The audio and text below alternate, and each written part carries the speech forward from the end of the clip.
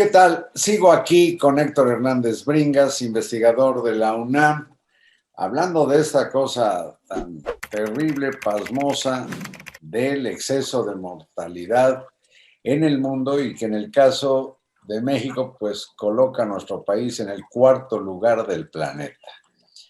Y anoche terminé diciendo una tontería, que las cifras de la mortalidad no aparecen en los registros oficiales. No son los que necesariamente reconocen las autoridades de salud, pero ya cruzado con las actas de defunción y la explicación que diste anoche, Héctor, queda claro que sí hay instituciones como el Registro Civil que reporta pues cuántos cadáveres le llegaron más o cuántas defunciones tuvo que tomar en cuenta.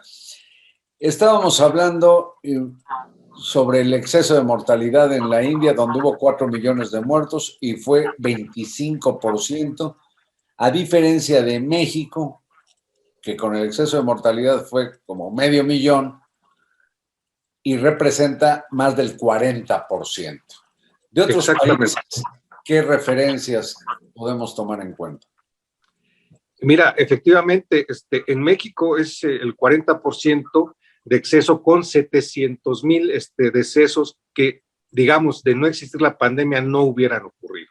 Bien, hablábamos del caso de las cifras y de las actas de defunción y de la labor también que hacen las instituciones. Mira, realmente el gobierno mexicano, Carlos, ha hecho un esfuerzo incluso, yo diría, por no decir las cosas tal como son. Ha sostenido y sigue sosteniendo, insisto, en minimizar los efectos de la pandemia. Nos habla, ya decíamos ayer, 330,000 decesos como resultado de la pandemia. Y esto es así porque al gobierno mexicano le ayuda a aparecer abajito en los rankings, pero cuando ya le buscamos un poquito a estos temas del exceso de mortalidad o cuando analizamos las muertes por el número de habitantes, México ya rankea mucho más alto. Acuérdate que López-Gatell llegó a decir, México no está entre los primeros lugares de muertes en el mundo por COVID.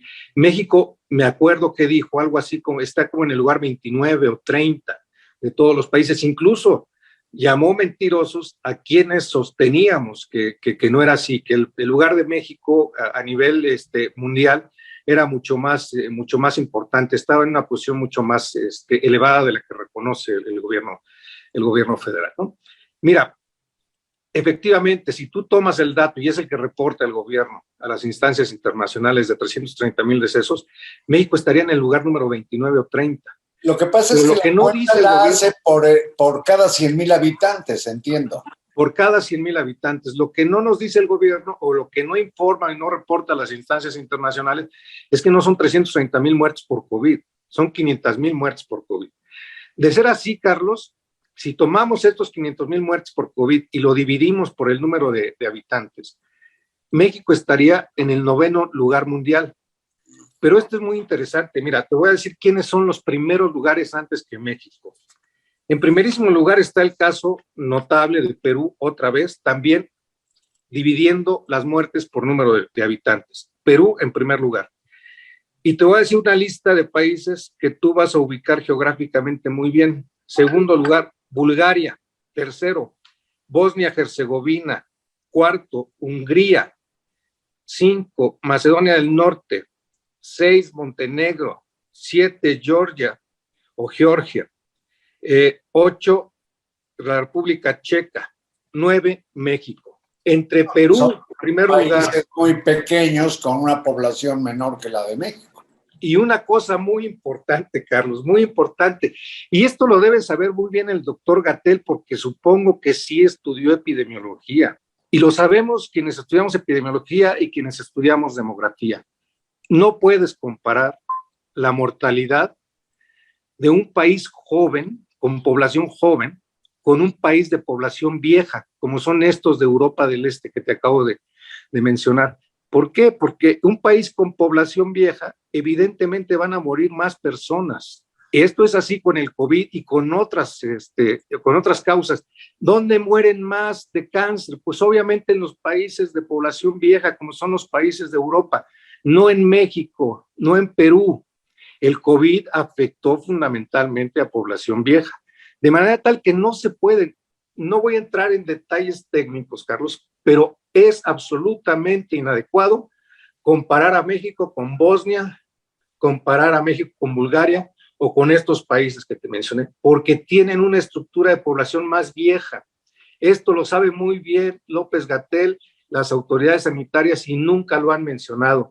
Si se hace un análisis correcto de los datos, Carlos, México, Perú y México estarían en las primeras posiciones mundiales de mortalidad por COVID. Esto pues suena fuerte, pero así es. Si se hace técnicamente el análisis y la comparación internacional, el caso de México y Perú son los casos más notables en términos de muertes a nivel mundial. Bueno, ahora que mencionabas la demografía, las edades de la población en aquellas naciones comparadas con México, pienso, pues también creo que hay factores que deben tomarse en cuenta o suelen tomarse en cuenta, como por ejemplo el tipo de alimentación en las distintas regiones del mundo, etcétera, que también inciden o no, según creo saber, en cierto tipo de padecimientos o de grados de salud. ¿Estoy bien? Sí, claro, claro. Y en México todos sabemos, Carlos, la gran importancia que ha tenido o el crecimiento importante que ha tenido la diabetes, por ejemplo, o la hipertensión o las enfermedades del corazón, todas ellas asociadas con aspectos como el que tú señalas muy claramente, el de la alimentación, los estilos de vida, etcétera, etcétera. Pero Héctor, dime, por favor, a ver qué. A ver, ¿por qué muere tanta gente en México? Esa es otra pregunta. Eso es lo que iba yo a plantearte. ¿Qué explicación le das al exceso de más del 40% de muertes en México relacionadas con la peste? Mira, yo creo que son diversas explicaciones. Una tiene que ver evidentemente con el manejo de la pandemia en México.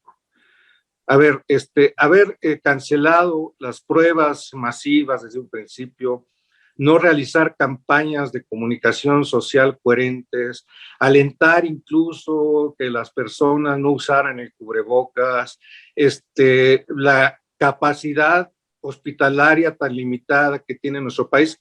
México tiene excelente personal médico, pero no es suficiente. México tiene un sistema de salud quebrado, no de ahorita, de hace mucho tiempo, pero que vino a agravarse con las decisiones que se tomaron sobre la organización del sistema de salud a principios del sexenio. En mala hora. La desaparición del Seguro Popular. En mala hora y en mal momento desapareció el Seguro Popular, justo meses previos al inicio de la pandemia. La creación de ese engendro que no sirvió para nada, que fue el INSABI. Y que ahora ya reconocen que no sirvió para nada y que ahora están proponiendo el IMSS Bienestar, que bien a bien no sabemos cómo es que vamos a llegar al cabo de 2 años a un sistema de salud como el de Dinamarca, ¿no? Bueno, un dato ya lo veremos en los próximos meses cuando se apruebe el presupuesto, a ver cuánto le destinan a la salud, porque va a haber necesidad de recursos muy importantes para poder llegar a un sistema de salud como el de Dinamarca. Esa es parte de la explicación. Otra parte de la explicación también tiene que ver con las condiciones de salud previas de la población que tú señalabas hace un momento, Carlos.